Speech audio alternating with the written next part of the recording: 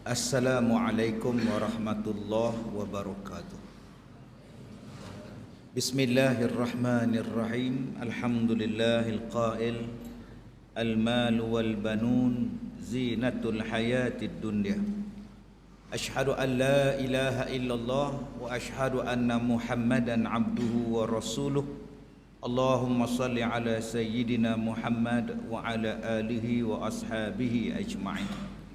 Alhamdulillah, terima kasih saudara pengacara majlis yang dihormati barisan imam dan seluruh ahli-ahli jawatan kuasa masjid, pegawai-pegawai masjid, kepada barisan penganjur, mudah-mudahan dirahmati, diberkati oleh Allah Subhanahu wa taala. Tuan-tuan yang saya hormati, di antara nikmat yang Allah Ta'ala berikan kepada kita ialah nikmat berkasih sayang. Dan Allah Ta'ala sebut di dalam Al-Quran apa yang manusia cinta. Zuyyina lin-nasi hubbus syahawati minan nisa' wal banin wal qanatiril muqantarati minadh dhahabi wal fiddah. Sampailah habis ayat itu. Dan itu merupakan suatu nikmat yang Allah Ta'ala bagi kepada kita. Dan kita rangkumkan nikmat itu ada dua nikmat yang besar. Satu kita panggil sebagai nikmat yang mutlak, dan satu lagi dipanggil sebagai nikmat yang muqayyad. Apa dia nikmat yang mutlak? Nikmat yang mutlak, nikmat yang betul-betul nikmat, yang tak ada cacat, yang tak ada celah, yang tak ada rosak, yang tak ada binasa, yang tak membahayakan, yang tak merosakkan orang yang dapat nikmat tu. Itu dipanggil sebagai nikmat mutlak, yang takkan rosak, yang tak binasa, yang tak hancur, yang tak perlu di repair, malah dia memberikan kenikmatan yang baik. Apa dia? Satu nikmat Islam, dan satu lagi syurga. Ini dipanggil nikmat mutlak. Tidak ada satu benda yang cacat dalam Islam. Tidak ada satu benda yang boleh merosakkan bila kita ni ikut Islam. Ikut Islam ni insya-Allah tak dapat kencing manis, tuan. Ikut Islam ni tak akan melarat, tuan. Islam itu maknanya pun dah sejahtera. Makna pun dah selamat. Dan selamat tu betul-betul selamat, bukan setakat di sini, sampai ke akhirat selamat dah. Yang kedua saya sebutkan tadi, syurga. Nikmat yang tidak meletihkan. Nama dia nikmat syurga, nikmat yang tidak meletihkan kita. Tuan-tuan dapat nikmat kereta, letih, kena basuh, insurans, road tax, oi banyak tu. Buatnya orang langgar dari belakang, nangis kita. Sebab tu nikmat syurga ni tuan-tuan, dapat makanan pun tak rosak, tak basi, dapat minuman pun tak jadi jemu. Itu nikmat mutlak. Yang atas dunia ni belum lagi, tuan-tuan. Dia dipanggil sebagai nikmat muqayyad. Kadang-kadang dia jadi elok, kadang-kadang tak jadi elok, kadang-kadang merosakkan kita pula, kadang-kadang bergaduh pasal nikmat tu pula. Apa dia? Segala-gala nikmat. Kita kata motor kita tu nikmat, alhamdulillah. Tapi berapa ramai yang mati dengan aksiden motosikal dia. Kita kata bahawa rambutan tu nikmat, alhamdulillah. Berapa ramai yang tercekik biji rambutan. Kita kata bahawa nikmat kita ni, Masya Allah, dapat bilik air cantik ustaz luar, bilik air dia ustaz. Ramai pula yang tergelincir, koma, tuan-tuan, jatuh dalam bilik air. Sebab apa? Sebab dia adalah nikmat yang bukan mutlak. Silap engkau, lebih kau buat, lebih kau makan, dia jadi mudarat pula. Sebab itu berkali-kali Allah Ta'ala sebut dalam Quran, kulu washrabu, makan dan minumlah, wala tusrifu, jangan melampaui had, jangan berlebih-lebihan. Baik tuan-tuan yang saya hormati, di antara nikmat yang Allah Ta'ala bagi kepada kita ialah nikmat berkasih sayang. Kasih kepada siapa? Malam ni kita tajuk keluarga mawaddah. Kalau kita suami kasih pada isteri, itu nikmat. Allah Ta'ala bagi kepada kita satu perasaan sayang dan perasaan disayangi. Itu nikmat. Orang yang tak ada perasaan sayang, tak ada perasaan kasih, tak tahulah tuan-tuan. Kalau rimau pun kasih pada anak dia. Balik bayar tu pun sayang pada anak dia. Tiba-tiba kita ni tak sayang pada anak. Ini pelik ni tuan-tuan. Pelik ni. Allah dah tarik dah kan nikmat kasih sayang ni. Kasih sayang pada anak. Masya Allah, subhanallah, sayang sungguh pada anak Allah Ta'ala bagi. Ini nama dia nikmat. Dan saya katakan tadi, nikmat muqayyad. Kadang-kadang kasih itu boleh merosakkan kamu, kadang-kadang kasih itu boleh memberikan kebaikan kepada kamu. Sebab itu Allah Ta'ala sebutkan kepada kita, hak kasih itu lagu mana? Kita dengar kata-kata hubbuka li syai' yu'ma wa yusam. Bila kamu cinta sesuatu perkara melebihi hak, kamu akan jadi buta, kamu akan jadi pekak. Ramai orang yang dapat perasaan kasih, dapat cinta, terlampau kasih dan cinta, dia jadi pekak. Bukan pekak badak, pekak tak nak dengar nasihat. Tak nak dengar nasihat. Tak boleh kamu buat macam tu. Kamu ni dah mengabaikan mak kamu tau. Kamu dah lebihkan isteri kamu lebih pada mak kamu. Dia jadi pekak. Sudahlah. Mak aku ada lagi ramai adik-beradik aku. Pandailah dia orang jaga. Aku nak jaga isteri aku. Dia jadi pekak. Dia tak dengar. Bila cinta melebihi had, dia jadi buta. Jahat pun nampak baik. Tak semayang pun nampak semayang. Pak saya apa? Pak saya dah terlampau cinta. Sebab itu tuan-tuan, dia ada had. Benda ini yang Allah Ta'ala sebut di dalam Al-Quran surah At-Taghabun. Tentang dua orang yang boleh menjadi musuh kepada kita. Kalau dah jadi musuh tuan-tuan, tak dapat lagi jadi mawaddah. Mawaddah tak ada, rahmah tak ada. Sebab dua benda ini dia datang berkaitan. Mawaddatan wa rahmah. Mawaddah dan rahmah. Perasaan cinta, kasih sayang, kasih belah. Bila mawaddah dah tak ada tuan-tuan, macam mana nak datangnya rahmah itu? Muslimin dan muslimat yang saya hormati, maka tabiat kepada manusia ialah mencintai isteri dan mencintai anak-anak. Hari ini kita bercakap sebagai seorang suami lah. Kita cinta isteri kita, kita sayang kepada anak kita, dan itu adalah benda nikmat yang Allah Ta'ala bagi pada kita. Tetapi Allah Ta'ala sebut di dalam Al-Quran, ya ayyuhalladzina amanu inna min azwajikum wa auladikum aduwwan lakum fahdharuhum, kata Allah. Wahai orang-orang yang beriman, ya ayyuhalladzina amanu, dia datang perintah Allah. Ya ayyuhalladzina amanu, wahai orang-orang yang beriman. Maknanya Allah dah panggil kita ni.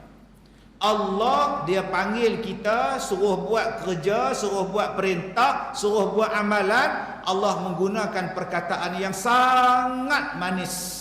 Wahai orang-orang yang beriman. Nampak? Dia tak panggil hoi. Yuk. Oh yuk, dia tak panggil tak? Allah panggil kita dengan panggilan manis. Wahai orang-orang yang beriman, kutiba alaikumusiyam, diwajibkan atas kamu berpuasa. Ya ayyuhalladzina amanu in ja'akum fasiqum binaba fatabayyanu. Wahai orang yang beriman, bila orang fasik bawa berita, siasat terlebih dahulu. Ya ayyuhalladzina amanu, Allah Ta'ala guna perkataan wahai orang yang beriman.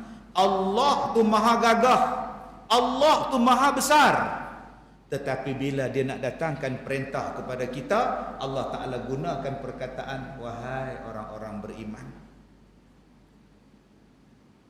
Apa dia kata Allah? Inna min azwajikum wa auladikum aduwa.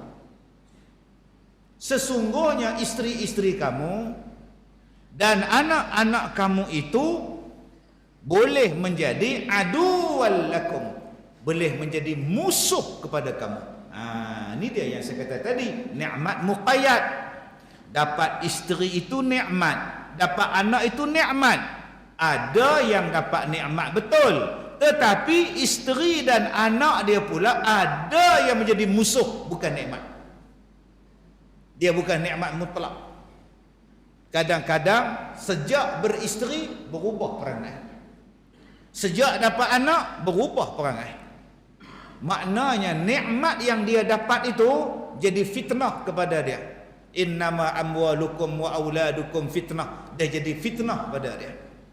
Tuan-tuan yang saya hormati, dalam ayat ini Allah Ta'ala sebut, wahai orang-orang yang beriman, ya ayyuhalladzina amanu inna min tu Allah Ta'ala guna perkataan min. Maknanya bukan semua isteri itu musuh kita. Bukan semua anak-anak itu musuh kita. Sebab tu Allah guna perkataan min. Maksudnya apa? Ada sebahagian daripada isteri kamu, ada sebahagian daripada anak kamu akan jadi musuh pada kamu. Tetapi ada anak, ada isteri yang menjadi penyejuk mata hati kamu. Rabbana hablana min azwajina wa zurriyyatina qurrat a'yun. Allah Ta'ala sebut dalam Quran kan, ada anak, ada isteri yang boleh menjadi penyejuk mata, qurrat a'yun, yang boleh menjadi penyejuk mata hati. Tetapi dalam ayat yang ini pula Allah Ta'ala sebut, ada isteri kamu, ada anak-anak kamu menjadi musuh kepada kamu. Masya Allah. Habis itu Ustaz, kami ni isteri ni jahat sangat ke Ustaz? Sampai Allah kata kami ni musuh.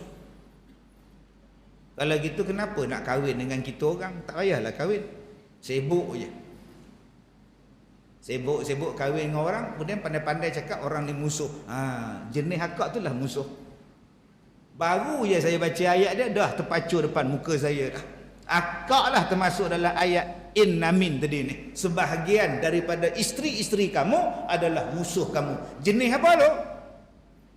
Apa maksud yang dikatakan isteri awak, anak-anak awak adalah musuh awak?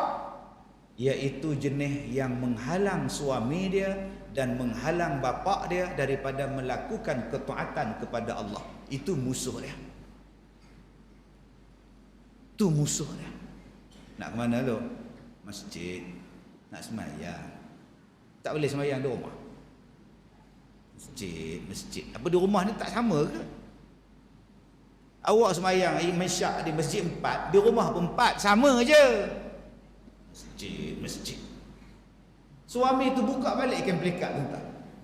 Tak semayang terus sampai ke subuh tak semayang. Ini dia ni, menghalang suami melakukan ibadat. Nak ke mana tu bang? Abang nak balik kampung kejap. Mak telefon tadi, ayah demam. Nak tengok sekejap apa hal ayah tu.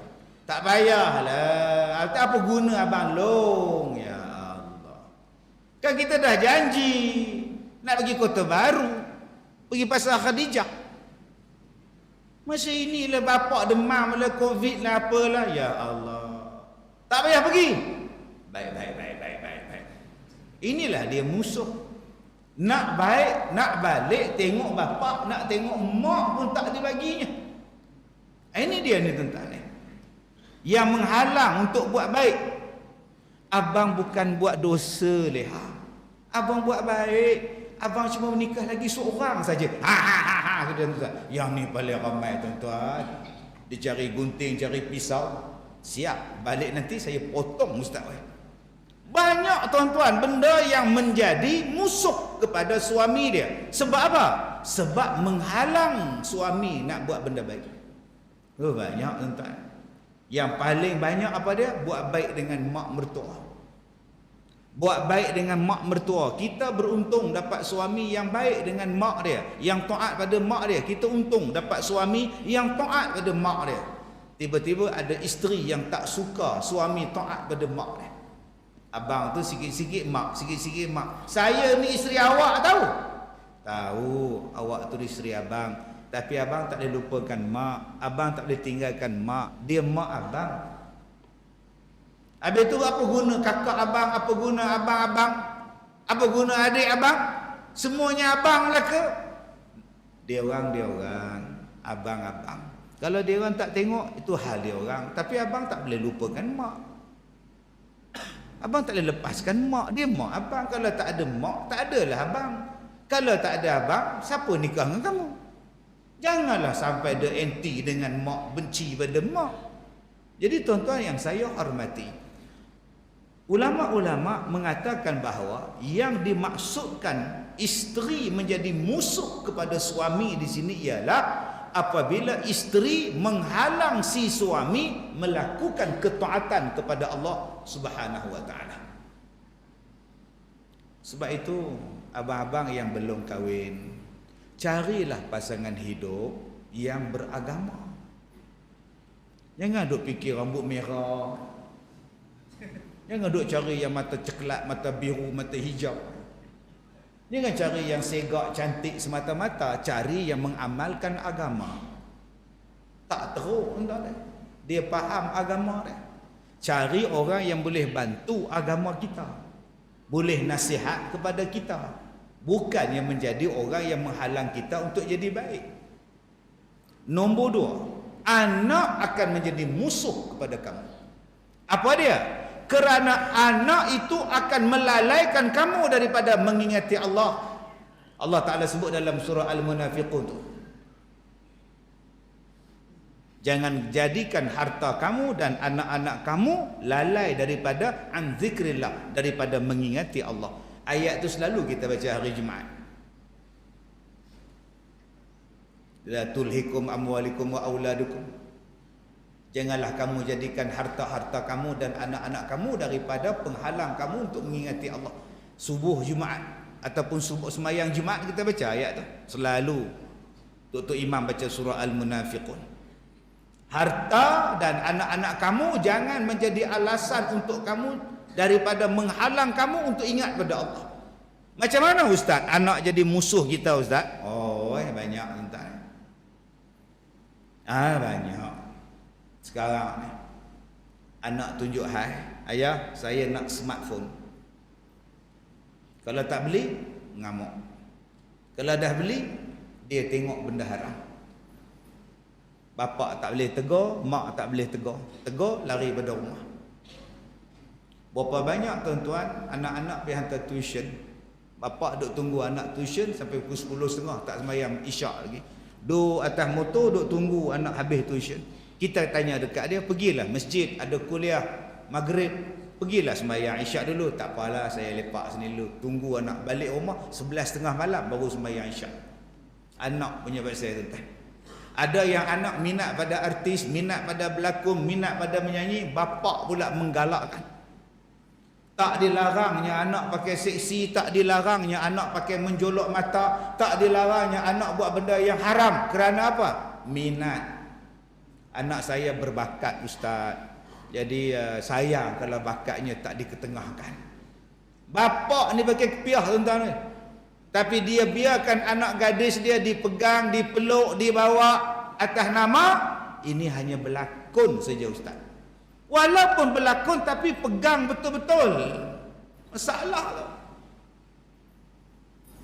Saya 1 hari bulan 3 ni Tuan Imam berlakon, saya tak pegang lagi watak ustaz.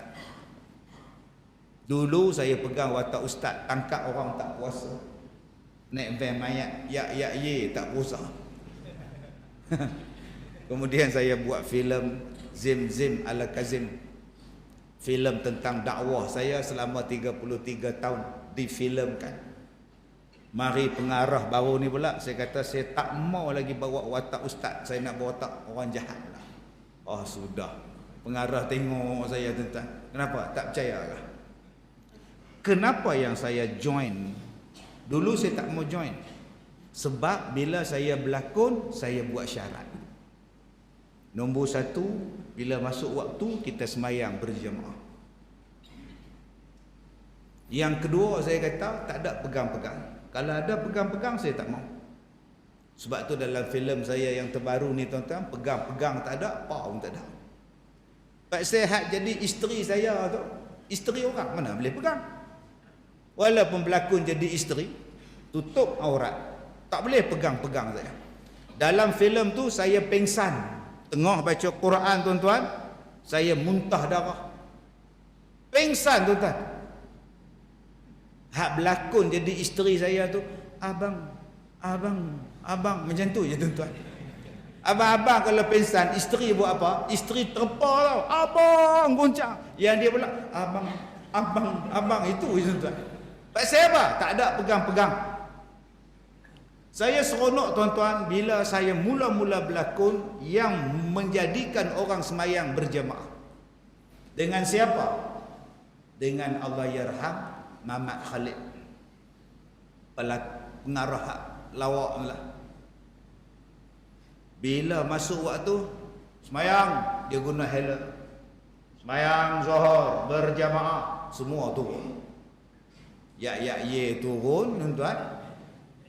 Haji Din turun, Aziz M. Osman turun, saya jadi imam. Allahu Akbar. Dia orang sediakan kemah, jadikan surau. Saat lagi asar berjemaah, maghrib berjemaah, isyak berjemaah. Tapi Allah sayang dia. Pendek umur dia, Allah ambil dia dulu. Waktu saya habis sembahyang asar tu, saya makan laksa dengan dia. Saya kata, bang, bagus abang buat macam ini. Bagus bang. Semua staf sembahyang, semua kru sembahyang, semua sembahyang, bagus. Abang bukan apa? Abang takut besok Allah soal abang. Kenapa kau buat kerja, kau tak suruh budak-budak sembahyang? Abang takut ustaz dia. Nak sebut abang tu 3 kali baru lepas hendak. Tu nama dia Allahyarham Mamat Khalid. Saya ambil daripada dia bila pengarah ajak saya berlakon filem, saya gunakan syarat tu. Saya nak sembahyang berjamaah, saya nak kita buat filem macam ni supaya tak berlaku apa yang kita cakap ni. Hari ni bila berlakon isteri orang, isteri kita duduk atas katil sekali. Salah tu. Berlakon sekali tuan-tuan, duduk atas katil, hang laki orang, perempuan ni isteri orang, duduk atas katil pasal apa?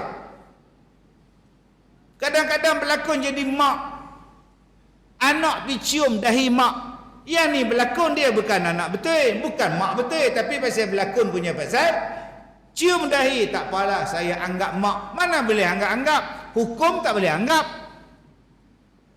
Sebab tu kalau ulama-ulama, kalau asatizah, kalau ustaz-ustaz masuk dalam drama dan filem ni tuan-tuan, kita tengok filem tu pun kita jadi seronok. Pasal apa? Tak ada benda-benda haram lagi.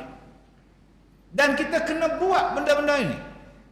Nak tolak filem, siang malam orang keluar filem. Nak tolak lagu, siang malam orang keluar lagu. Bila kita orang-orang yang ada pengetahuan agama jadi pengarah filem, jadi penulis filem, penulis skrip, mudah-mudahan berubahlah dunia tadi daripada dunia yang tak berapa cantik kepada dunia yang lebih diredai oleh Allah Subhanahu Wa Taala. Berapa banyak tuan-tuan yang berlaku kepada kita hari ini, mak diam, bapak diam dengan minat seorang anak. Minat seorang anak dalam gimnastik. Anak dara dia masuk gimnastik. Mak tahu pakaian macam tu tak boleh. Bapak pun tahu pakaian macam tu tak boleh. Tapi anak ni minat, pejam mata je lah. Itulah dia musuh kepada kamu. Sampai Allah Ta'ala sebut, fahdharuhum, berhati-hatilah, berjaga-jagalah, berawas-awaslah. Allah suruh kita ni jaga. Sebab anak-anak punya minat kadang-kadang yang pelik-pelik tuan-tuan. Sehinggalah menjadikan kita ni jadi rosak. Kita ni menjadi yang seperti mana yang Allah Ta'ala sebut, wa may yaf'al dzalika faulaika humul khasirun. Siapa yang lalai dalam bab ini, maka dia adalah orang yang paling rugi tuan-tuan. Tuan-tuan yang saya hormati, habis apa yang kita nak buat sebagai bapa, sebagai isteri, sebagai ibu dalam rumah tangga. Yang ni baru nak masuk tajuk yang kita nak baca malam ni tuan-tuan. Baru nak masuk tajuk yang tadi mukadimah. Mukadimah setengah jam, isi mau 2 jam. Pukul 12 baru kita habis. Baik tuan-tuan yang saya hormati, saya menjadi pensyarah di sebuah pusat perkhidmatan kekeluargaan bermula daripada tahun 1993. Maknanya saya terlibat dengan urusan kekeluargaan ni dah 30 tahun. 30 tahun saya jadi pensyarah tuan-tuan. Duk mengadap kisah suami isteri, duk mengadap kisah anak beranak, duk mengadap kisah mak bapak dengan anak-anak. Sebab tu saya dalam ceramah ni, saya selitkan bab kekeluargaan. Sampai televisyen ambil saya jadikan host kalau dah jodoh. Sampai orang perli saya kalau dah bodoh. Ustaz Kazim tu saya ceramah bab keluarga. Saya keluarga je Ustaz Kazim. Tak ada model lain ke, asyik keluarga je. Dah tajuk dia keluarga mawaddah. Kan? Sahabat kita ni. Dah tajuk dia keluarga mawaddah. Takkan tajuk keluarga mawaddah hari ni saya akan mengajar pada tuan-tuan haji tamattu'. Apa kejadah pula tajuk mawaddah pergi ke haji tamattu'. Yang tu baru nama dia kalau dah bodoh. Tajuk bab keluarga hampir cerita bab haji pula. Ni tak kena. Dah orang bagi tajuk saya bab haji, maka saya pun cerita bab haji. Orang bagi saya tajuk bab keluarga, maka saya bagilah cerita bab keluarga. Tuan-tuan yang saya muliakan, balik pada nikmat. Isteri kita no nikmat. Kenapa nikmat Ustaz? Isteri kita itu adalah di antara tanda-tanda kekuasaan Allah. Akak-akak suami kita ni di antara tanda-tanda kekuasaan Allah. Kita hanya nampak tanda-tanda kekuasaan Allah bila berlaku gerhana. Bila berlaku hujan, bila berlaku siang dan malam, itu tanda-tanda kekuasaan Allah. Tapi kenapa tak nampak suami juga tanda-tanda kekuasaan Allah, isteri juga tanda-tanda kekuasaan Allah? Wa min ayatihi an khalaqa lakum min anfusikum azwaja. Di antara tanda-tanda kekuasaan Allah, dijadikan kamu ini berpasang-pasangan. Direct Allah sebut kita berkeluarga ini adalah tanda-tanda kekuasaan Allah. Daripada hidup seorang, berdua, sekarang ada 5 anak. Dan kita pun tak sangka 5 anak kita ada. Baru ni satu perempuan dia tanya, Ustaz tolong bagi nasihat dekat saya ada 11 anak Ustaz. Ui, meriahnya. Itulah Ustaz, anak saya 11. Umur akak berapa? Saya lahir tahun 62 Ustaz. Anak 11. Saya tanya pula makcik tu, makcik ada berapa anak? 13 Ustaz. Akak tak banyak akak, makcik tu lagi ramai, 13 anak. Dia nak cerita apa? Itu adalah tanda kekuasaan Allah. Daripada kasih sayang Allah, kasih sayang awak, Allah Ta'ala bagi anak. Di mana tanda tu? Waktu kita lahir tak bawa pun surat nikah, jemputan nikah, tak nak bawa. Keluar-keluar beranak, baju tak pakai, apa pun tak pakai. Tapi Allah dah tetapkanlah jodoh dia siapa. Asal orang daripada Kuala Kerai, lahir di Kuala Kerai, tiba-tiba jodoh orang Gua Musang. Oh dekat Ustaz. Ada yang jodoh Nun, Johor Bahru. Macam mana boleh kenal di Johor Bahru? Saya cikgu Ustaz, saya ditukarkan ke Johor. Jauh. Tapi ada yang lagi jauh. Isteri awak orang mana? Isteri saya orang daripada Indonesia Ustaz. Oi, macam mana boleh kenal? Dia jadi pembantu rumah di rumah saya. Oh, pelik. Akak, suami akak orang mana? Lagi jauh Ustaz. Mana pula? Afrika Ustaz. Masya Allah, lagi jauh tuan-tuan. Afrika tuan-tuan. Bukankah itu tanda-tanda kekuasaan Allah? Tak kenal, tiba-tiba jadi suami. Yang paling dibenci, itulah suami. Macam mana mak kenal ayah? Benci tengok mak ayah kamu tu. Asyik mak balik sekolah, dia ngorat. Asyik mak balik sekolah, dia ngorat. Nyampah. Habis tu, lama-lama mak suka. Lah, itu je lahirnya kamu. 8 beradik. Kata dia. Nampaklah tanda-tanda kekuasaan Allah. Allah letakkan perasaan mahabbah dalam hati kita. Ini tanda-tanda kekuasaan Allah. Dan dia bagi pula kepada kita anak-anak, yang mana bila dapat anak ini nikmatnya sampai ke mana? Sampai ke akhirat. Tu yang seronok dapat anak. Tuan-tuan, kita semua ni anak orang. Ulang balik, kita semua ni anak orang. Masing-masing ada mak. InsyaAllah kita masing-masing ada bapa.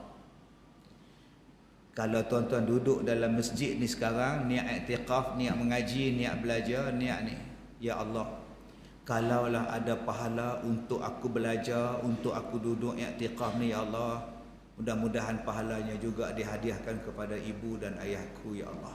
Sampai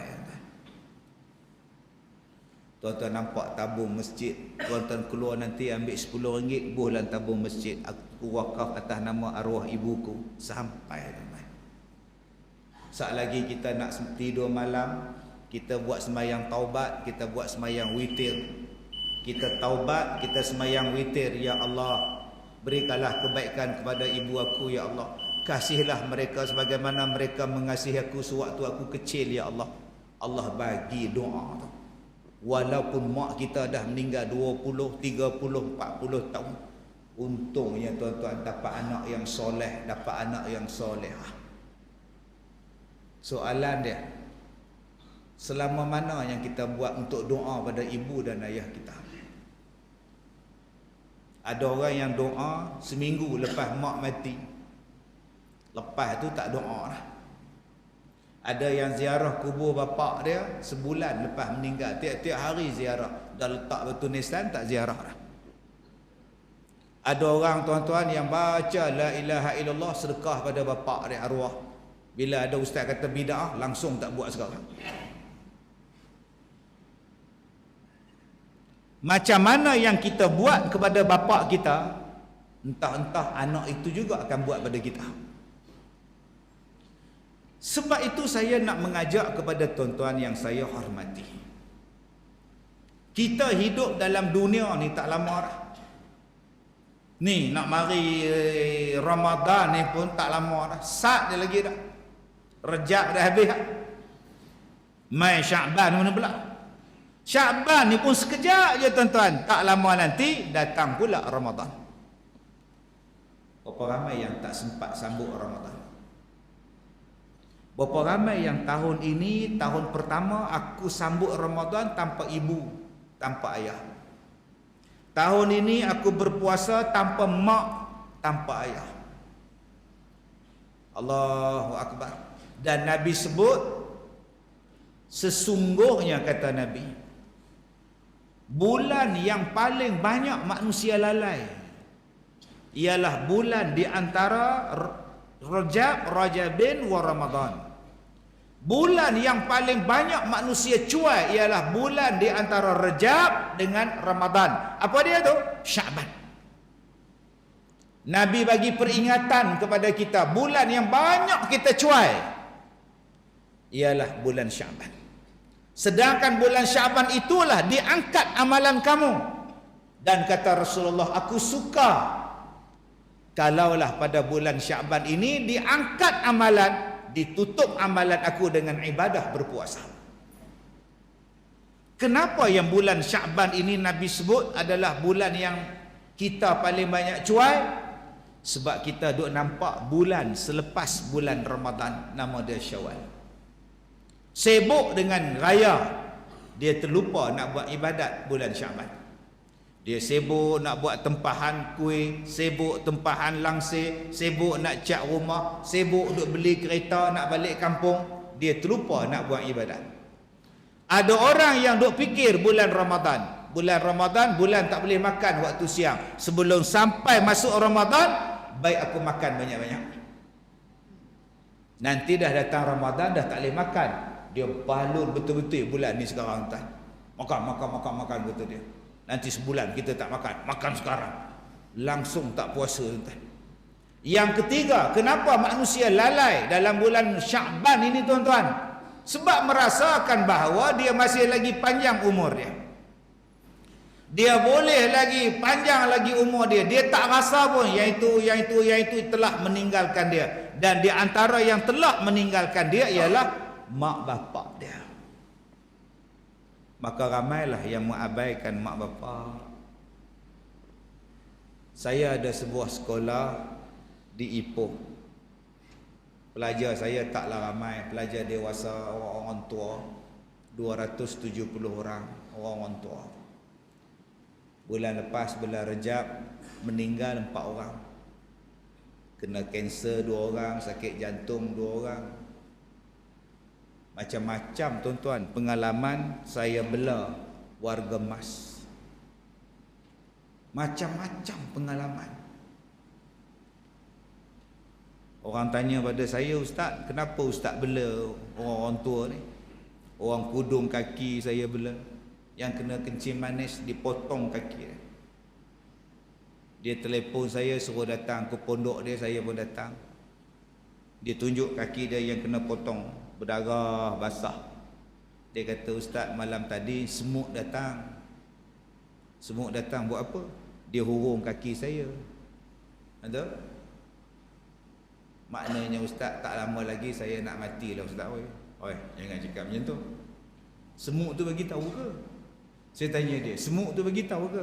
Tak adalah. Kalau dah kena potong, semut datang ziarah, duk hurung kaki, tu namanya tak lama kata dia. Betul tuan-tuan. 2 hari lepas tu jalan tak ada. Kencing manis dia tinggi, semut datang hurung kaki dia yang kena potong. Orang macam tu pun saya bela di sekolah saya. Ada yang saya bela di sekolah saya yang senyum seorang-seorang. Duduk atas kursi senyum tengok orang. Saya tanya dia, "Ubat dah makan belum?" "Belum." "Ah, sudah entah ni." "Makan?" "Tak nak," kata dia. Bila saya suruh dia makan tuan-tuan, dia minum air, dia tak telan ubat tu. Bila saya keluar, dia ludah balik. Dia tak nak makan ubat. Subhanallah. Berapa ramai di kalangan kita yang bela mak, yang bela ayah perangai macam tu. Allah uji kita, mak kita, bapak kita diuji kita ni macam tu perangai dia. Tak nak makan ubat, makan tak pantang. Kadang-kadang bila kita pergi kerja, dia makan benda yang tak boleh dimakan, penyakit dia naik balik. Macam-macam tuan-tuan Allah Ta'ala uji pada kita. Apa yang kita nak buat tuan-tuan? Ada anak, dia datang ke sekolah saya, dia kata, "Ustaz, ni mak saya, dia peminat Ustaz, Ustaz tolong bela mak saya. Dia nak duduk sekolah Ustaz sebab dia minat." Saya tanya, "Mak sakit apa?" "Macam-macam penyakit." "Kenapa abang tak bela?" Dia jawab, "Saya sibuk, saya pilot. Saya tak boleh nak bela mak saya." Habis tu ni bukan mak saya abang, ini mak abang. Takkan saya nak bela mak abang, kan mak saya. "Berapa Ustaz nak sebulan?" "Saya bayar." Janji mak saya duduk di sekolah Ustaz. Sampai macam tu tuan-tuan, punya tak mau pada mak dia. Ada orang yang bela mak dia tuan-tuan, dia berhenti kerja. Dia berhenti kerja pegawai bank. Dia bela mak, dia bela ayah dia yang uzur.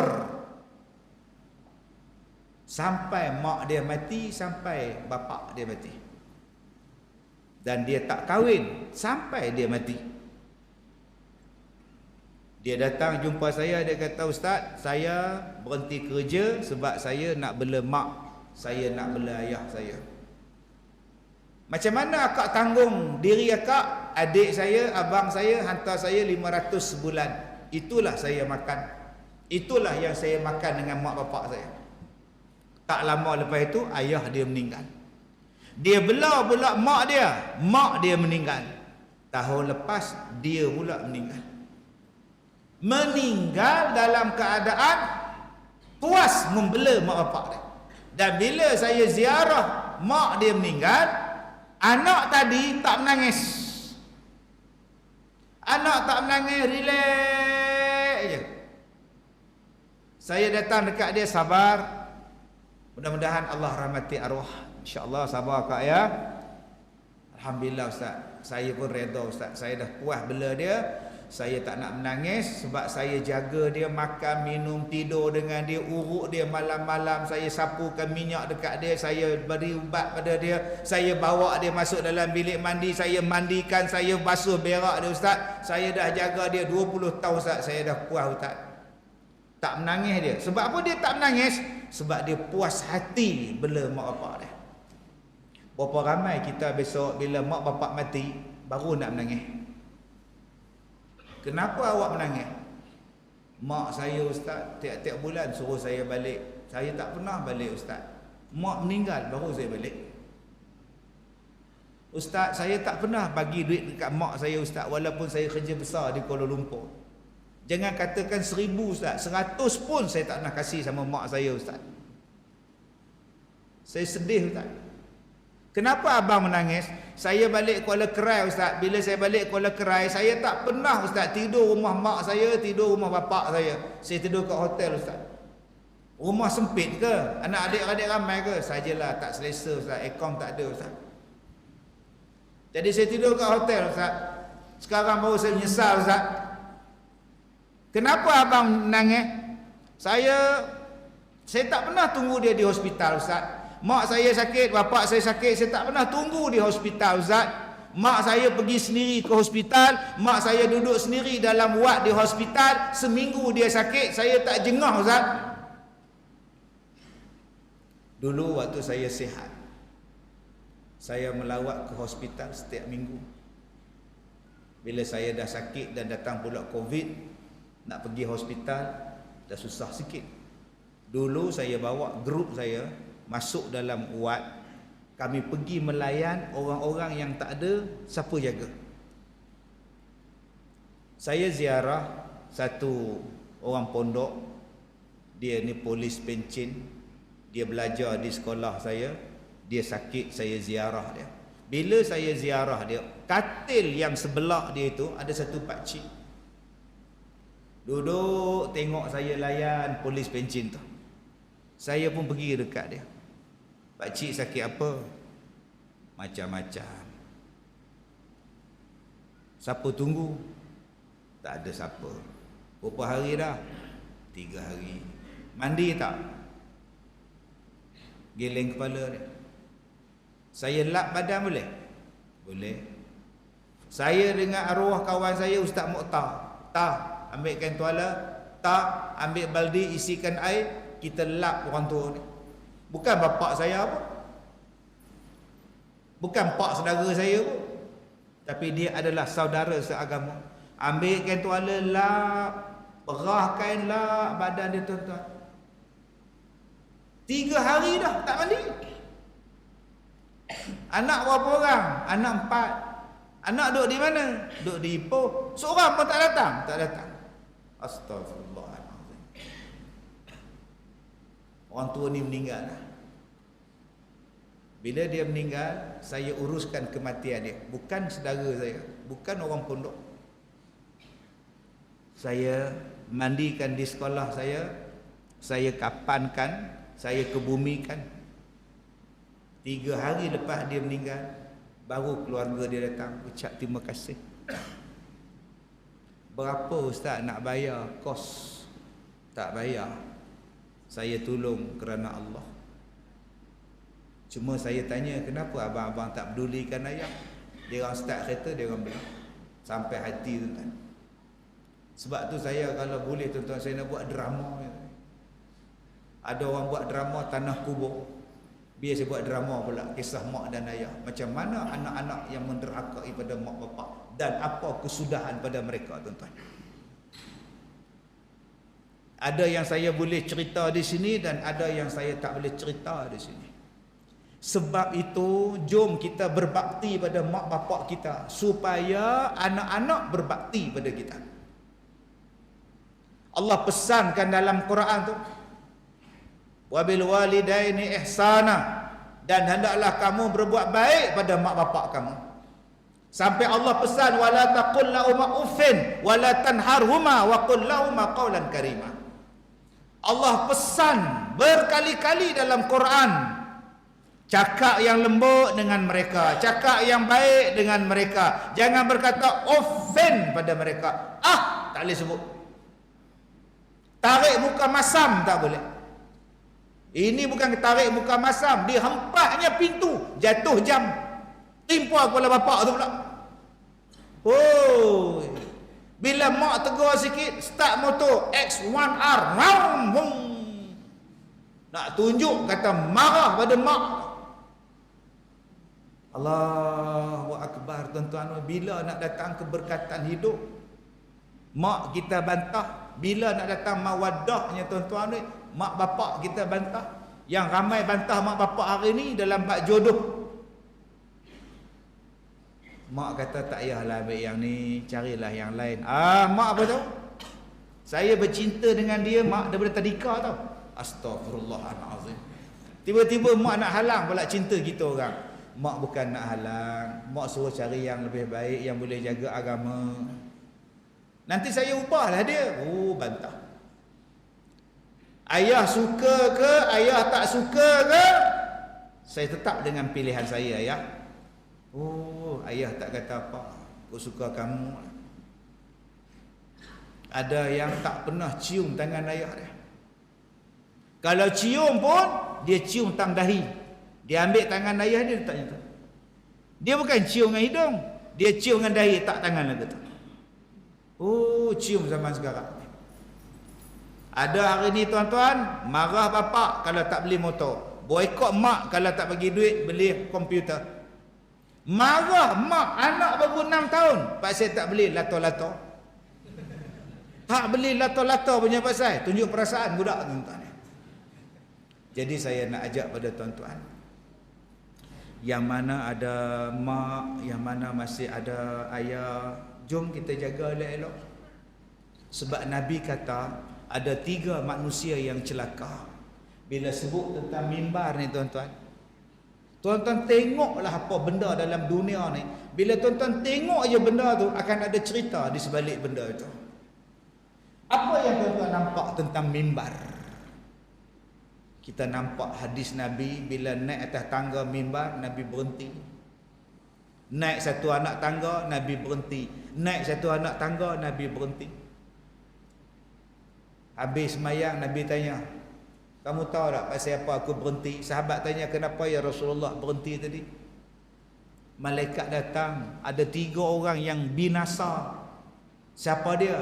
Orang yang masuk dalam bulan Ramadan, duduk dalam bulan Ramadan, habis bulan Ramadan, tapi tidak mendapat keampunan daripada Allah. Itu orang celaka nombor 1. Orang celaka nombor 1 apa? Dia masuk dalam bulan Ramadan, dia duduk dalam bulan Ramadan, bila dah habis Ramadan, dia pun sambut raya dalam keadaan Allah tak ampunkan dosa dia. Celaka punya orang. Pasal apa, Ustaz? Langsung dia tak ambil manfaat daripada Ramadan. Puasa pun tidak, sedekah pun tidak, tadarus pun tidak. Dia jadikan Ramadan macam bulan-bulan lain. 2, orang yang ada mak bapak tetapi tak dapat keredaan daripada mak bapak dia. Orang ni pun celaka nombor 2. Jom tuan-tuan, kita minta redha mak ayah. Sampai nak beli motor pun tanya mak, tanya ayah. Ayah, saya nak beli RX-Z, boleh tak? Tanya, ayah, saya minta izin nak menikah ni. Ayah, saya minta izin nak pindah rumah, saya dah beli rumah atas bukit. Sampai tahap macam tu, tuan-tuan. Kalaulah kita ada mak bapak tapi tak dapat keredaan mereka, kita adalah orang yang paling rugi sekali, tuan-tuan. Alhamdulillah, Ustaz, anak makcik bagus, Ustaz. Makcik pergi kuliah asar, kuliah muslimat. Anak makcik yang hantar, Ustaz, setiap petang. Cuba makcik tengok balik macam mana cara dia hantar. Dia duduk atas motor, cepat lah. Oh mak, cepat lah. Mak pun naik motor, tunggin mak belakang. Macam tu makcik kata baik. Kadang-kadang hantar naik kereta, Mak ni pun satu, lambat orang nak cepat, masjid lah apalah. Saya dah janji dengan kawan ni mak. Dia turunkan mak dia kat situ, dia pun jalan. Kawan mak dia cakap, untung kau lihat anak kau hantar kau. Untung dalam hati mak je tahu sakit jiwa aku tahu. Kalau aku pandai bawa kereta, aku bawa kereta, kata dia. Ni anak zaman sekarang ni tuan-tuan.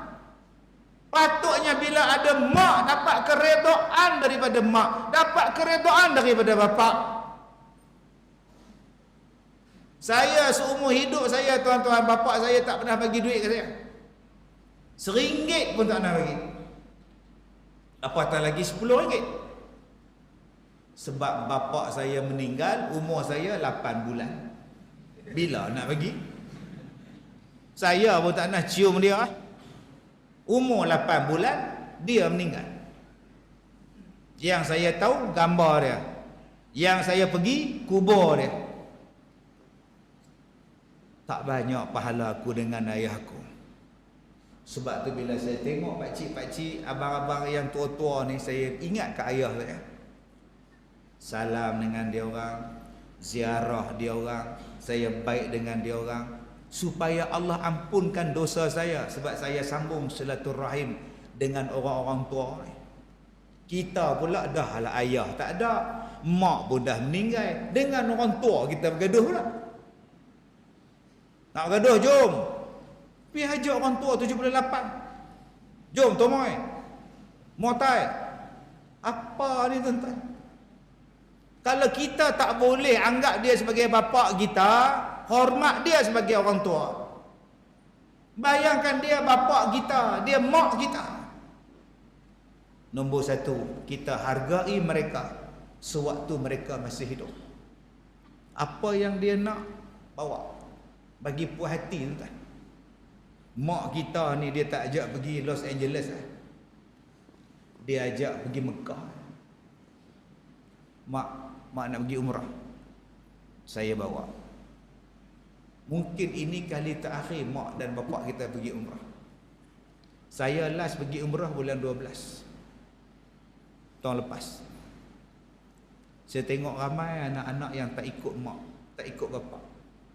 Makcik-makcik ni lah, bila kita tanya siapa yang nak kerusi roda, separuh bas minta. Saya siapa tolak? Dia. Minta kerusi roda tapi orang nak tolak tak ada. Saya kata, makcik, kalau nak upah tolak, kita boleh ambil orang-orang dari Indonesia, tak pun dari Thailand. Tapi kena bayarlah makcik. Oh sudah. Tak boleh ke rakan sebilik tolak? Dia orang pun nak buat umrah makcik weh. Kalau nolak makcik macam mana dia pun nak buat umrah? Kami datang nak buat umrah bukan nolak makcik, sudah menang makcik tu. Anak dia boleh telefon saya. Kami serahkan mak kami pada ustaz sebab kami percaya pada ustaz. Ustaz boleh bela mak kami. Astaghfirullahalazim. Patutnya anak bawa. Nak buka bilik hotel pun tak erti. Duk tekan tang mana, duk tak boleh ni, jenis kad. Dia tak tahan tuan-tuan, dia terkencing depan pintu. Terkencing depan pintu, duk dia. Dah kencing. Eloklah makcik kencing perempuan. Saya kata elok kencing perempuan. Sekali saya main basuh. Nak kata apa? Nak buka pintu kad tu. Kad tu dia tak kerti. Nak tunggu lampu jadi biru tu tak tahu. Duk merah tu tak nak terkencing sangat dah. Kawan dah di hujung-hujung dah. Berung. Jadi abang-abang, kalau nak bagi mak dan ayah kita pergi umrah, saya minta satu ya. Nombor satu, cari hotel hak dekat sikit dan tolong ikut sekali. Ni letak hotel atas bukit tu. Mak pergi sembahyang subuh, isyak baru balik. Makan tak ada, duk minum air kurma, minum air zam-zam ya. Lepas isyak baru balik. Jalan lek. Makcik makan belum? Dok gi, dok gi. Kenapa tak makan? Jauh nak balik tak lalu dah. Kalau makcik balik, makcik tak pergi dah. Jadi makcik pergi duduk terus di masjid sampai isyak. Astaghfirullahalazim. Jadi abang-abang tolong kita layan mak kita, layan bapak kita yang terbaik sebelum mereka meninggalkan kita atau sebelum kita meninggalkan mereka. Yang kedua, tu Allah Ta'ala sebut dalam Quran, wa'ashiruhun nabil ma'ruf. Allah Ta'ala kata, layanlah isteri kamu dengan cara yang baik. Allah direct sebut wa'ashiruhunna, perempuan, dan layanlah mereka dengan cara yang baik. Allah pesan kepada kita, bapak-bapak, suami-suami, layan isteri baik-baik. Saya tak suka isteri saya, ustaz. Fa imsakum bi ma'ruf au tasrihum bi ihsan. Kalau kamu sayang isteri kamu, pegang elok-elok. Kalau kamu dah tak ada sayang, lepas elok-elok dia. Jangan gantung tak bertali. Boleh pukul tak isteri, ustaz? Sebab apa nak pukul? Dalam Quran sebut, wallati takhafuna nushuzahunna fa'izuhunna wahjuruhunna fil madaji' wadribuhunna. Kan Allah sebut dalam ayat itu wadribuhunna. Abang, abang janganlah ambil hak pukul dulu. Sebelum pukul tu ada berapa step? Wallati takhafuna nushuzahunna fa'izuhunna. Kalau kamu takut isteri kamu nusyuz pada kamu, hendaklah kamu ajar isteri kamu. Ajar isteri itu saja beratus-ratus step. Mana boleh tanpa? Ada tak kita ajar isteri kita cara sembahyang? Isteri kita ni mengandung 9 bulan, duk menjahit baju waktu mengandung. Tiba-tiba isteri kata, abang, air ketuban dah keluar. Abang, air dah keluar bang. Jomlah ke hospital. Tak apa abang, ini kalau macam ni 8 jam pun belum keluar lagi bang. Lantaklah. Saya nak jahit dulu. Dia biar je air keluar, tuan-tuan. Datang waktu zuhur. Abang, dah masuk zuhur. Macam saya ni kena sembahyang tak abang? Dia tanya dekat suami dia, abang, ni air ketuban dah keluar, saya kena sembahyang tak? Suami jawab, mana aku tahu kamu punya. Apa yang tanya aku pula? Dia boleh jawab, mana aku tahu kamu punya, bukan aku punya. Hei abang, abang kena jawab. Ni bawah kita ni, isteri kita ni. Isteri kita demam 40.8, masuk wad. Doktor masukkan intravenous drip dalam tangan dia ni.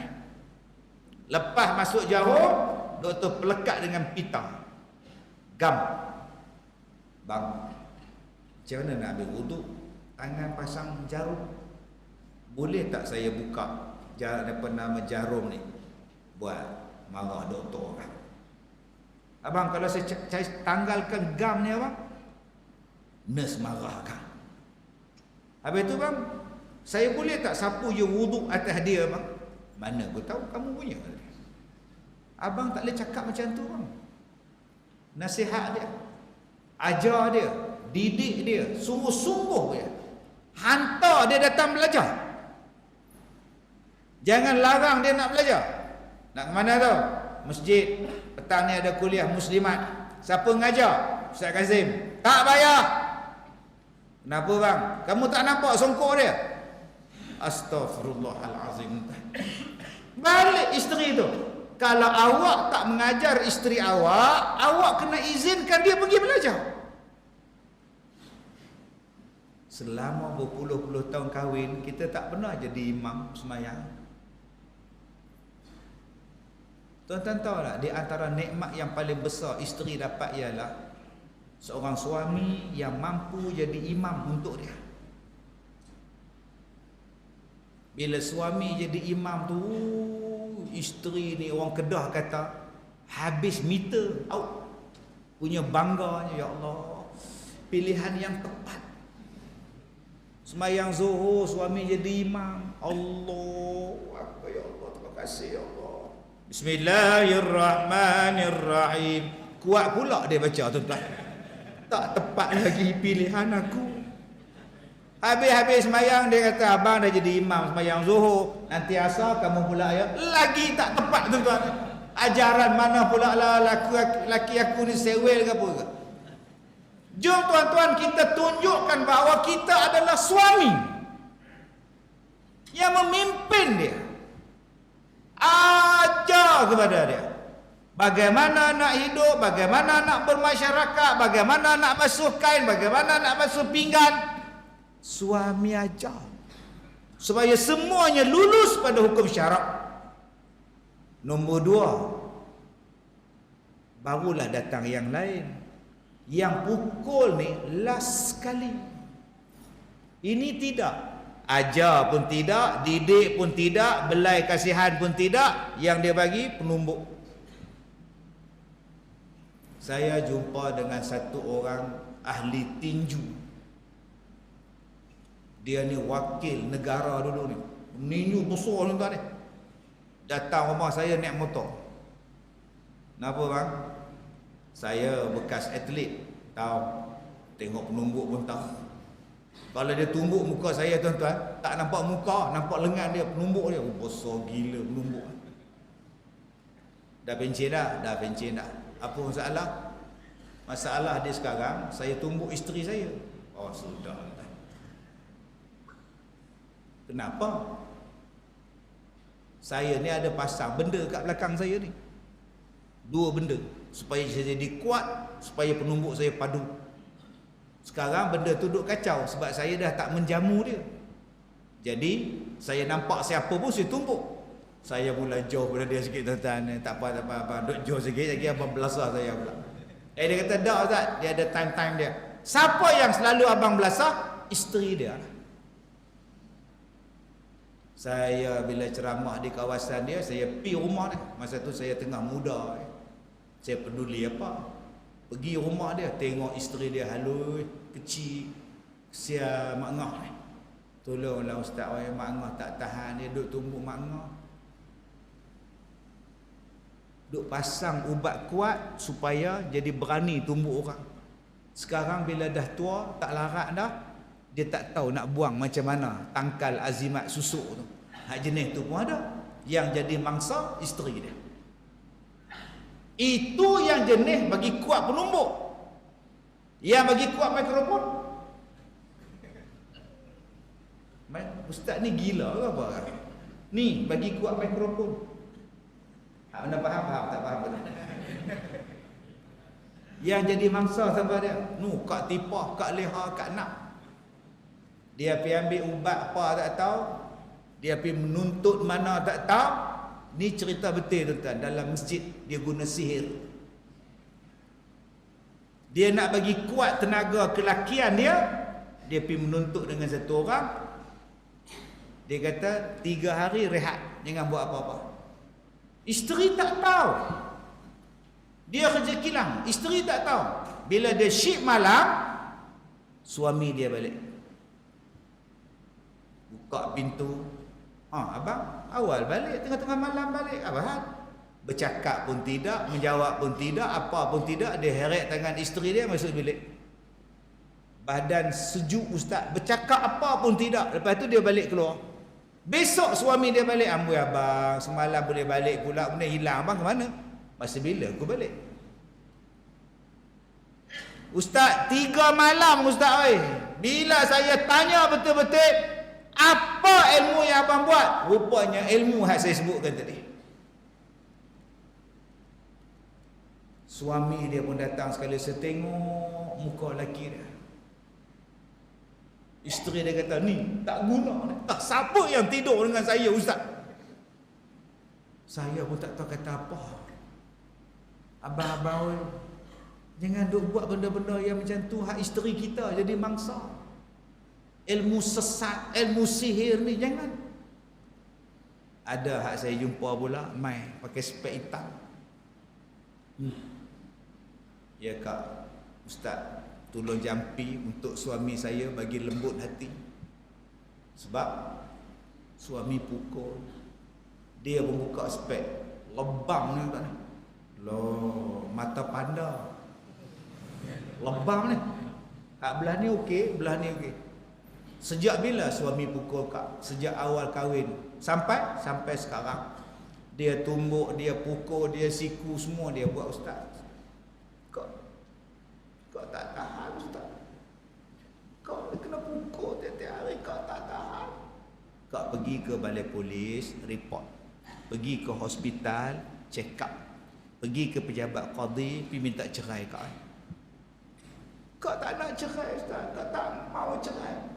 Kalau gitu kau sabarlah. Kau tak sabar dah ustaz. Kau tak tahan dah ustaz. Kalau gitu kau pergi report kat. Kau tak nak bercerai ustaz. Kalau gitu kau sabarlah. Kau tak sabar. Sekali lagi aku yang hilang sabar sekali lagi. La ilaha illallah. Tuan-tuan kena ingat, bercerai ni bukan tak bagus. Bercerai ni salah satu bentuk jalan penyelesaian pada masalah yang tak boleh selesai. Bukan maknanya bila bercerai langsung tak boleh rujuk.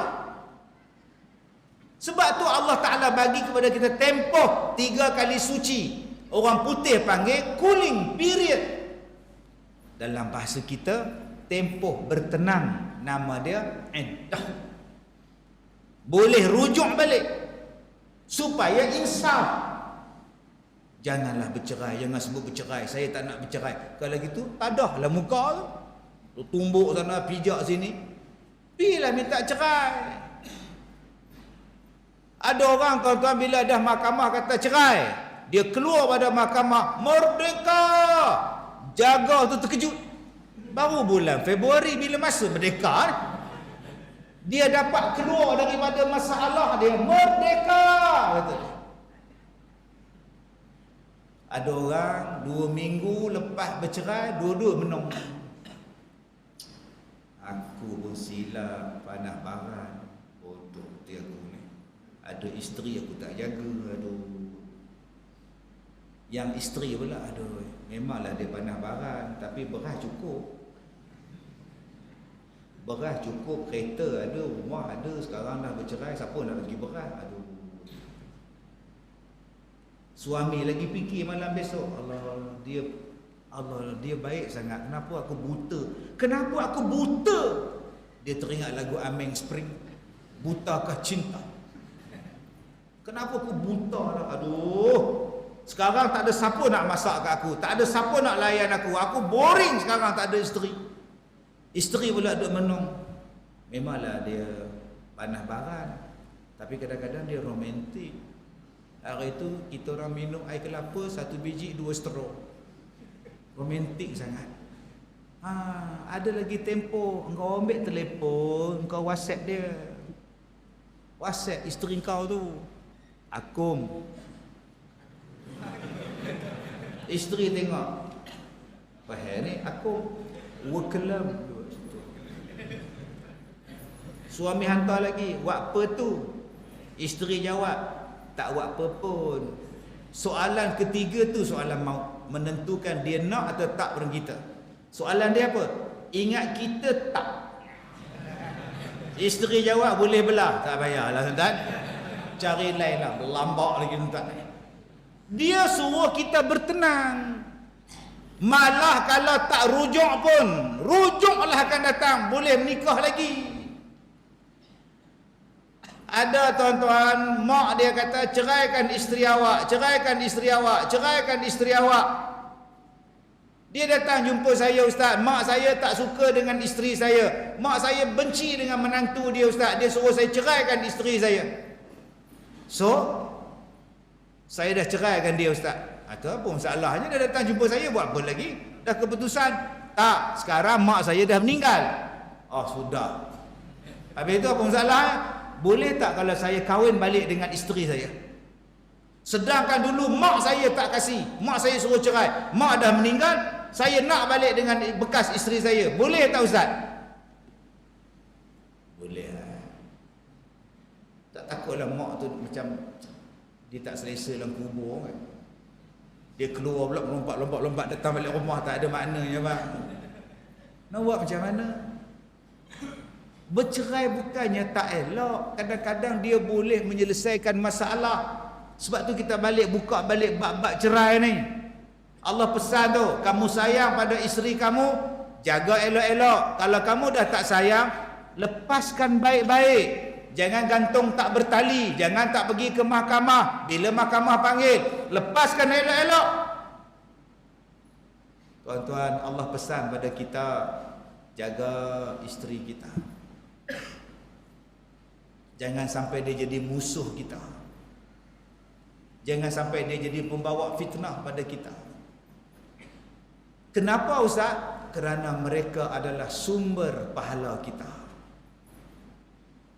Tuan-tuan pegang tangan isteri, dapat pahala. Tuan-tuan bagi makan pada dia, dapat pahala. Tuan-tuan selimutkan dia, dapat pahala. Tuan-tuan hiburkan hati dia, nafkah batin. Orang kita faham nafkah batin tadi kopi jantan tu saja. Bukan tuan-tuan oi. Nafkah batin ialah menggembirakan isteri. Itulah nafkah batin. Kita bila pergi Masjidil Haram, tunggu isteri dekat pintu 25. Pegang air zam-zam dalam botol, beg galas satu. Duk tengok isteri bila nak sampai. Sementara tu tengok Iran juga. Iran satu, Turki satu, ada juga tuan. Bukan orang sini lah, di Afrika tuan. Kita pun salam dengan dia, Tuan Haji, tunggu siapa? Tunggu mem. Wow, seronok tuan. Saat lagi isteri pun sampai, dua-dua jalan balik ke hotel, naik makan nasi. Saat lagi turun sekali pergi cari jubah. Pak siapa bila balik ke Malaysia, tak ada siapa pun tunggu isteri. Abang tunggu isteri pintu berapa? Sini tak ada pintu Ustaz, semua pintu sama Ustaz. Ni yang masalah kita ni. Kita kadang-kadang hanya romantik waktu pergi umrah. Sebab tu bila naik kapal terbang mesti bergaduh kalau seat tak ada nombor. Kadang-kadang isteri dapat seat lain, suami dia duduk seat lain. Ui, marah. Marilah duduk sebelah, isteri panggil. Dah, aku nombor sini. Kau faham tak? Aku nombor sini. Marilah. Sakit tak makan ubat pula lah tu. Atas kapal terbang tu kan.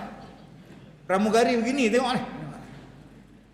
Yang suami dia tak nak duduk sebelah dia sebab suami dia dapat seat sebelah dia janda. Duduklah sana. Boy, di Malaysia tak nak duduk sekali, atas kapal terbang nak duduk sekali. Tak berjalan kapal terbang tuan-tuan. Gaduh lagi bini ni. Cubalah kita bentukkan suasana mawaddah dalam rumah tangga. Dah sampai masa dia, kita bagi isteri kita rehat. Mama, besok tak payah masak, kita makan di luar. Mama, tak payah basuh kain, kita hantar kedai dobi. Mama, tak payah kemas rumah, abang yang kemaskan. Sebab Allah suruh kita layan isteri baik-baik. Dan akak-akak pun jagalah suami elok-elok. Jaga suami elok-elok. Ni dah mati baru menangis. Dah mati baru teriak lah. Tukang mandi mayat pula tanya, siapa nak cium, mai cium. Cepat-cepat. Mana isteri dia? Mai. Masa itulah baru nak cium. Abang. Lak air mata. Jangan jatuh dia kan. Seksa mayat ni. Jenuh lak pula ada. Ustaz kata seksa pula ada. Cium mayat suami. Waktu hidup kenapa tak cium? Muda-muda dah cium Ustaz. Dah tua-tua ni malu ke orang Ustaz. Nampak? Bila mati je, jangan kapan lagi saya belum puas tengok mayat suami saya. Habis itu masa hidup tengok pun tidak. Suami bercakap, kita tengok arah lain. Suami bercakap, kita bagi pipi pada suami kita.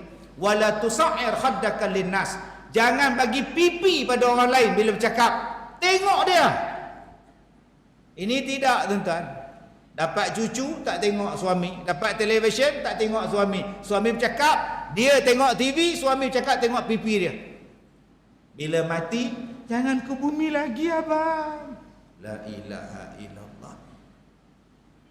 Ada juga yang suami dia mati muda, dia pun muda, anak seorang, aksiden, nangis. Waktu nak kapan tu menangis. Abang kata, kita sehidup semati, kenapa abang mati dulu? Siapa nak jaga saya bang? Tu imam jawab, saya ada. Bukan imam sini lah, dia di Afrika ni kan. Imam Afrika teruk ke tadi. Imam kita bagi belakang. Jom bang, jom kakak. Kita layan isteri kita, layan suami kita terbaik. Tuan-tuan ni untung.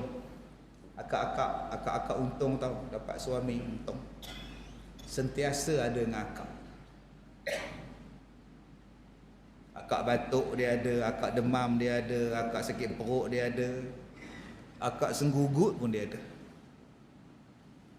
Orang tanya dekat saya, ustaz, kalau isteri saya senggugut, apa ubat dia ustaz?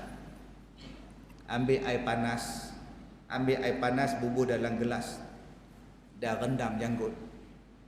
Agak-agak ada sejuk, suruh dia minum. Itulah petua dia. Muntah isteri ni. Tak mana faham, tak faham sudah.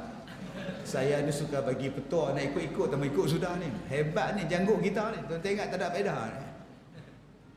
Ada orang tanya, ustaz, kalau ular masuk rumah apa kita nak buat? Allah. Yang tu masalah. Kita ni kadang-kadang makan bawang putih tapi tak tahu khasiat bawang putih. Tuan-tuan ambil bawang putih, potong nipis-nipis, picit sikit, letakkan dekat hidung ular tu, lari dia tuan. Tak pernah faham, tak faham tu. Jangan duk buat pula. Mampus saya kena tangkap lagi tuan. Allah, tuan-tuan oi. Kita ada isteri, kita ada suami, tolonglah buat yang terbaik. Saya ni tak baik, tuan-tuan lagi baik pada saya. Pasal apa saya kata tuan-tuan baik? Tuan-tuan makan berjemaah dengan isteri tuan-tuan. Tuan-tuan berjalan pergi pasar malam dengan isteri tuan-tuan. Tuan-tuan isteri nak beranak, tuan-tuan hantar. Akak-akak oi, suami kita ni tak handsome, tapi dia teman kita pergi umrah. Suami akak ni bulu apa pun tak ada, tapi dialah yang beli ikan. Akak tak payah pergi market, dia buat balik ikan. Suami akak ni baik tuan-tuan oi, akak oi, walaupun dia bongkok dah, dia pikul tongges buat balik ke rumah. Saya ni tak lebih baik daripada tuan-tuan. Saya kahwin tahun 94. Saya berceramah tahun 1990. Saya tak pernah beli ikan di market untuk isteri saya. Siapa lebih baik, tuan-tuan ke saya? Saya tak pernah tuan-tuan pergi beli ikan buat balik. Saya tak pernah tuan-tuan bawa anak-anak saya, isteri saya rapi beli baju raya. Tak pernah. Malam raya pun saya ceramah. Malam raya pun saya ceramah. Tuan-tuan tak tengok saya malam-malam raya tu duduk keluar dalam TV siaran langsung tu. Pagi raya pun saya siaran langsung lagi dalam TV.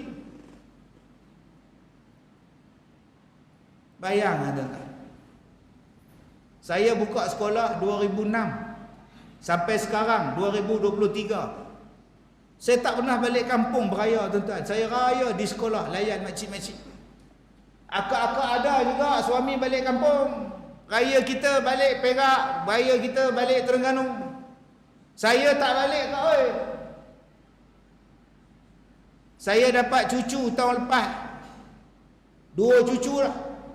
Cucu yang sulung tu bila dapat, dia dah pandai main, pandai berjalan semua. Asal balik ceramah, saya singgah supermarket, kedai runcit, beli mainan. Pasal dia suka lori, dia suka tayar. Saya sebelum balik rumah, singgah kedai lu, beli lori lu, hak ada tayar besar. Panggil Paris, dia mari. Nah, atuk beli tayar. Dia pun duduk, ngorong-ngorong, duduk pusing tayar. Saya pun main dengan dia. Isteri saya keluar. Abang, Abang perasan tak, anak kita 5 orang, abang tak pernah beli mainan. Bila dapat cucu baru beli mainan. Menyandar saya tu. Menyandar saya, baru saya perasan saya tak pernah beli mainan ke anak saya. Sebab kerja saya ialah ceramah. Kerja saya jaga sekolah, jaga orang tua, jaga macam-macam, jalan saja. Akak-akak, syukurlah akak-akak dapat suami macam ini. Kadang-kadang kita ni tak nampak nikmat ni. Sebab tu saya kata pada abang-abang, tuan-tuan lagi baik daripada saya. Tuan-tuan bawa isteri tuan-tuan pergi pasar malam, saya tak pernah. Tak ada langsung tuan-tuan pergi pasar malam dengan isteri. Abang-abang bawa lah isteri pergi pasar malam tu, pergilah pasar Ramadan nanti. Tengok orang jual sate beli, ayam percik beli. Abang belon beli. Belon hak terbang tu. Naik motor begini beli tuan ni. Ada orang tuan-tuan tak boleh layan isteri macam itu. Akak-akak bersyukurlah dapat suami macam itu. Walaupun tak kaya pun tak apa. Tiap-tiap malam ada dia sebelah kita, siap dengkul lagi. Tak apalah. Akak tahu tak, saya ni 15 tahun saya tak tidur malam tu. 15 tahun saya tak boleh tidur malam. Dan kalau saya tak tidur malam, saya buka TV, saya pasang Quran 30 juzuk duk baca Quran, isteri tak boleh tidur. Sekali dia vertigo, saya kata mama pergi tidur bilik sebelah, ayah tidur bilik sini. Akak-akak seronok dapat tidur dengan suami. Bersyukurlah. Jadi jangan duk kutuk, jangan duk kata macam-macam. Abang-abang, bersyukur kita dapat isteri kita. Sebab tu saya kata tadi, saya tak lebih baik daripada tuan-tuan. 33 tahun saya ceramah tuan-tuan. Baru malam ni saya bawa isteri saya datang. Turun kok Cameron Highland sampai Gua Musang, sampai ke Kuala Krai. 33 tahun baru hari ni saya bawa dah. Dia menung lepok jauh abang ya. Dekat kata. Jalan dia melompat-lompat abang ya. Iyalah. Tuan-tuan yang saya hormati, tu saya kata kat isteri saya, minta maaf selama ni mama yang jaga anak-anak, mama yang jaga rumah. Abang minta maaf, abang tak buat kerja. Tetapi abang buat kerja untuk Allah Ta'ala. Pahala yang abang dapat ni, mudah-mudahan mama pun dapat sekali. Jadi abang-abang, jom kita layan isteri kita elok-elok. Jom kita layan suri hati kita elok-elok. Sebab tu baru ni ada orang hantar surat dekat saya. Dia tanya saya, Ustaz, berapakah isteri Ustaz? Depan orang ramai. Anak saya kat belakang pula. Saya tak mau jawab soalan ni tuan. Kalau saya jawab, saya jadi ikut lain. Sebab banyak orang hari ni yang tak betul. Dia berani lain macam. Bila sebut kosong banyak, oh dia kata tak apa Ustaz, saya sanggup. Oh saya tak mau. Sekali dia main jumpa isteri saya, mampu pula saya tuan, tak balik rumah pula tuan. Saya kata dekat dia, hak ada sekarang pun saya tak tengok. Hak duk ada tu pun jarang tengok. Dia mari jumpa saya, umur dia 66. Ustaz boleh jadi orang yang bawa saya masuk syurga. Ustaz kahwinlah dengan saya. Oh sudah. Saya kata kak, saya ni 50 pun tak sampai. Tak apa Ustaz, angka umur cuma angka. Kak boleh terima Ustaz walau Ustaz muda pada akak. Saya kata memanglah kak boleh terima, yang tak boleh terima saya tak apa. Tak apalah kak, terima kasih banyak-banyak. Ustaz tak menyesal? Dah. Berani tuan-tuan orang sekarang. 66 awal-awal tolak, tapi kalau 26 saya fikir dululah. Tak mana faham, tak faham sudah. Dan yang terakhirnya tuan-tuan yang saya muliakan, anak kita. anak kita yang kita kasihi. Saya dulu-dulu waktu kurus saya jadi penceramah, anak murid saya mati. Mandi mayat, saya tak mandi mayat. Ada orang kampung yang mandikan, saya masuk sekali. Saya tengok anak-anak lelaki dia lunjurkan kaki dalam bilik mandi tu. Ada 4 anak lelaki dia lunjurkan kaki dan mayat ayah dia letak atas kaki dia orang. Saya tengok lain macam cara mandi ni. Kenapa letak atas kaki anak-anak? Saya tanya kepada orang yang mandi. Dia kata senang Ustaz, dulu kita guna batang pisang, ni kita guna batang kaki pula. Saya kata bang, perbuatan ni makruh bang. Satu, dia berdarah sebab dia accident. 2, nanti dia ada najis, kita bersihkan dia. Satu hal pula jadi najis pula pada anak-anak dia. Ada kata kalau Ustaz boleh buat, Ustaz buat. Yang tu saya lemah. Bila kita nasihat dia marah kita. Saya pun dia ada bisin macam tu, saya belah gampang. Dia kata kat saya sebelum saya keluar, inilah jasa seorang anak untuk bapak dia last kali. Untuk lapikkan pak dia mati, mayat pak dia. Takkan Ustaz nak marah saya? Dia marah saya. Saya tak marah abang, saya cuma tanya, perbuatan sedemikian tu makruh. Ambillah benda lain, batang pisang pun boleh, batang kelapa pun boleh. Dah ada zinc, mandi mayat sekarang lagi senang abang. Kita duduk di luar, kita tolak, kita tarik, kita tolak je mayat. Tak payah dah buat macam ni abang. Dah Ustaz pandai Ustaz buat. Saya pemalas, saya tunggu mandi mayat, sembahyang saya balik. Saya nak cerita tuan-tuan, hebatnya anak ni duduk lunjuk kaki pada bapak. Apa pengorbanan kita sebagai anak terhadap bapak, kita tak tahu. Dan kita nak supaya kita lah yang buat yang terbaik untuk anak kita.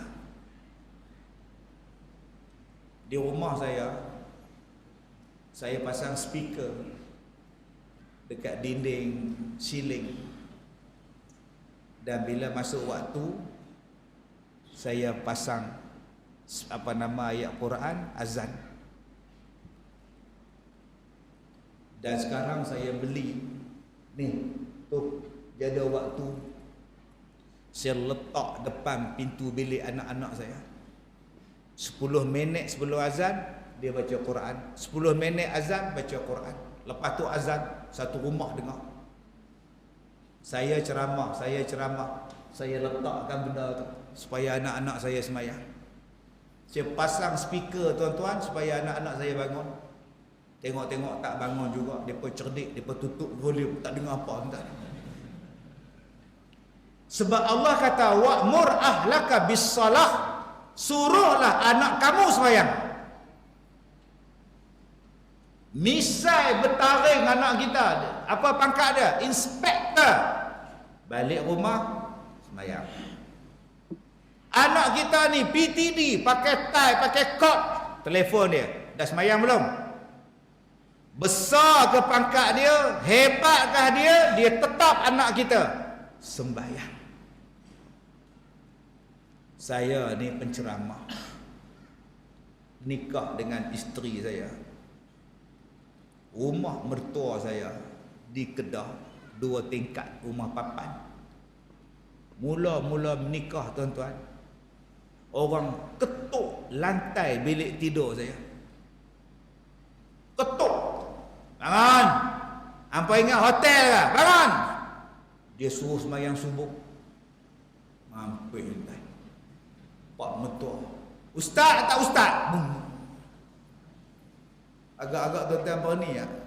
Pergi jolok lantai bilik anak menantu baru nikah. Saya kenal pak saya tu imam. Bangun tuan-tuan, bawa pak pergi masjid sembahyang subuh. Dia jolok dengan galau. Jom tuan-tuan, menantu bawah kita, anak bawah kita sembahyang, jangan tak sembahyang. Jangan bila kita ni jadi pak, kita takut nak suruh anak sembahyang. Anak duk basuh motor, basuh kereta, pukul 7 suku, kita start motor pergi masjid. Anak duk basuh kereta, boleh tanya, ayah ke masjid ke? Salam tu imam. Dengan seluar pendek dia, tuan-tuan. Salam pula, tuan-tuan. Kamu tinggalkan sabun kamu tinggalkan baldi kamu, ikut aku sembahyang. Oh, betul. Setengah bapa sembahyang. Kamu ingat apa? Tak sembahyang. Anak langsung tak bagi elang. Bulan depan tak ada elang. Isteri pula marah. Itulah awak. Pandai-pandai marah anak sembahyang lah. Apa sekarang dia tak hantar duit dah. Nak bayar bil macam mana? Saya ni main kutu. Macam mana nak bayar kutu? Pandai suruh anak sembahyang lah, apalah.